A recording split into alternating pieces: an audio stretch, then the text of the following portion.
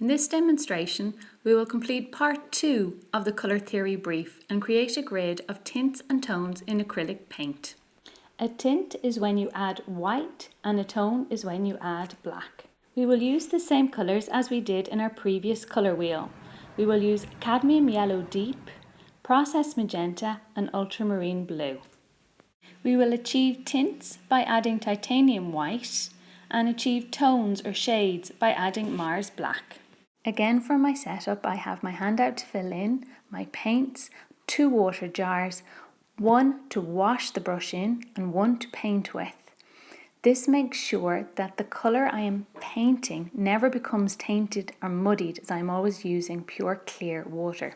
The acrylic needs to be worked out with water before you start, as it contains a glue and can be quite gloopy in consistency. Again, today I'm using a square brush as I find this quicker when working on a grid.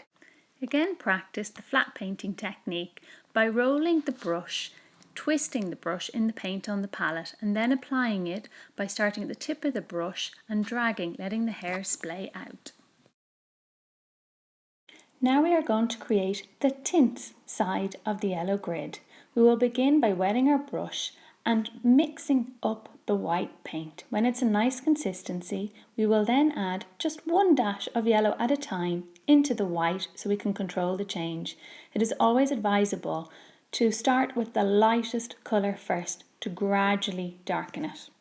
This makes it easier to control the change in the tints and tones. Now we will add another dab of yellow into the white and apply it to the grid. And then again another dab of yellow into the mix and apply it. Now you see how easy it is to start with white, adding in small amounts of colour each time to intensify the colour. If you were to work the other way around, adding the white into the yellow, you would waste a lot of white paint. Now we have the tints side of the grid completed, it is time to work on the shade. Make sure you wash your brush thoroughly and have no white on the brush before you start this, or the colours will go grey. Again, wet your brush and work out the yellow paint that you're using. Then add 1 dash of black into the yellow so that you can gradually change the tone. Again, I start by mixing the dark into the light. It is much easier to control the gradation in colours using this technique. Add another dash of black for each square of the grid to gradually darken the tone, till eventually we work towards black. Each square is gradually becoming darker. Don't forget to use the flat painting technique to avoid any visible brush strokes. Now we have the tints and tones completed for the cadmium yellow deep. It is time to use the same process again for the processed magenta and the ultramarine blue. Again, start on the tint side of the grid before starting on the tones. It is always easier to start with the white on the palette and add your colour into the white. Then when you finish the tints and you're working on the tones, add the black into the main colour.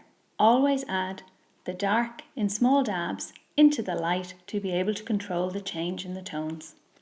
Working the other way and adding the light into the dark just takes too long to change the tone. It's more difficult to control and you waste a lot of paint. So remember, always add the dark into the light.